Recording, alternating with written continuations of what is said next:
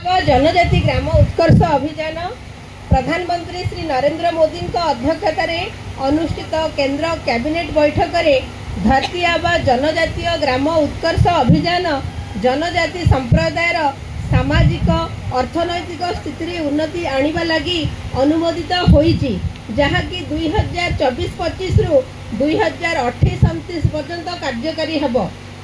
धरती आबा जनजातीय ग्राम उत्कर्ष अभियान भित्तिभूमि स्वास्थ्य सेवा शिक्षा एवं जीविका क्षेत्र में गुरुत्वपूर्ण व्यवधान को दूर करी जनजाति अंचल एवं संप्रदायर व्यापक विकास पाई केंद्र सरकार द्वारा शुभारंभ होईची। यह एक समन्वित आभिमुख्य एवं भारत सरकार विभिन्न योजनार समन्वय माध्यम मिशन लक्ष्य हासिल करिवार एक सामग्रिक एवं स्थायी प्रयास।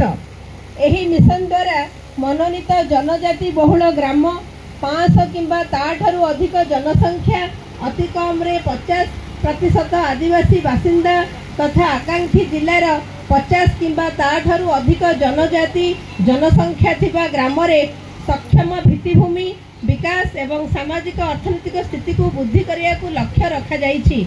यह एक संपूर्ण सरकारी आभिमुख्य जहाँ द्वारा शिक्षा स्वास्थ्य सेवा दक्षतार प्रवेश को उन्नत करा जाई परिबो। एही मिशन रो 27टी जिला 234टी ब्लॉक 7667टी ग्राम 10,83,661 जनजाति परिवार एवं 48,15,670 जनजाति लाभार्थी अंतर्भुक्त अटंती। केंद्र स्तर में 17 गोटी विभाग एवं राज्य स्तर में 13टी विभाग मिलित उद्यम एही मिशन टी 25 कोटी सेवा प्रदान करिवो। निरापद बासस्थान विशुद्ध पानीय जल और परिमल व्यवस्था उन्नत शिक्षार सुजोग स्वास्थ्य और पुष्टि सड़क दूरसंचार संयोगीकरण विद्युतीकरण स्वच्छ और नवीकरण शक्तिर प्रोत्साहन एवं चिरस्थायी जीविका सुजोग भली सेवागुड़िक एही मिशन रे उपलब्ध होई पारिबो।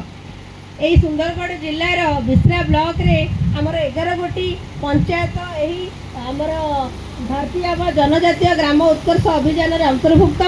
ता छड़ा आमर यही 11 गोटी पंचायत रे 34टी ग्राम मध्य अंतर्भुक्त।